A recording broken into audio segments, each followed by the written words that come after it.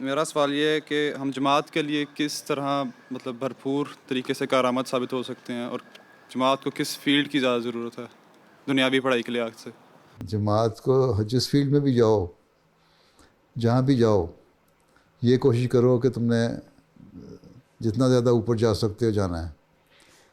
اس کے لیے محنت کی ضرورت ہے. پڑھائی میں ڈاکٹر ہے، انجینئر ہے، آرکیٹیکٹ ہے، لائر ہے، ٹیچر ہے، کہیں بھی ہو، اپنے ماحول میں جہاں بھی جاؤ، اپنے پروفیشن میں اپنے ماحول میں اثر ڈالو گے تو احمدی ہو، اور احمدی مسلمان ہو. اور ہمارا کیا مقاصد ہیں، اور ہمارا یہ ہے کہ اللہ تعالیٰ کی توحید کو دنیا میں قائم کرنا اور دین اسلام کی خوبیوں کو بیان کرنا.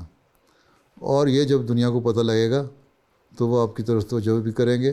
اور یہی سب سے بڑا مقصد ہونا چاہیے ہر احمدی کا. ہر ایک جو ہے وقف زندگی وقف کر کے جماعت کے جو مین نظام ہے وقف زندگی کا، اس میں تو نہیں شامل ہو سکتا کہ جو پرماننٹ 24 گھنٹے صرف جماعت کی خدمت کرے. بہت سارے واقفین نو ہیں، جماعت اتنے لوگوں کو ابزارب بھی نہیں کر سکتی. لیکن اس کا حق ادا کرنے کا طریقہ یہی ہے کہ جو بھی پڑھائی کرنی ہے کرو، اور اپنے اپنے فیلڈ میں جماعت کی اور اسلام کی صحیح تصویر اور تعلیم پیش کر کے لوگوں کو دنیا کی حقیقت بتاؤ.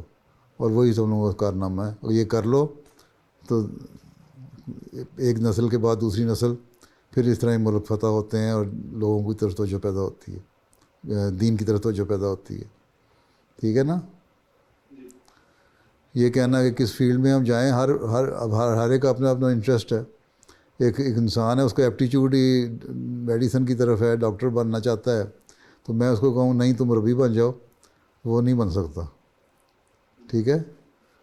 اپنا رجحان دیکھو کیا ہے، اور پھر اس رجحان کو اپنی فیلڈ میں پڑھائی میں بھی ایکسیل کرو، اور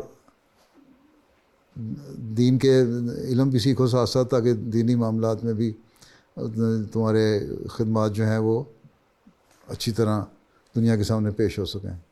ٹھیک ہے؟ جی، جزاک اللہ. السلام علیکم.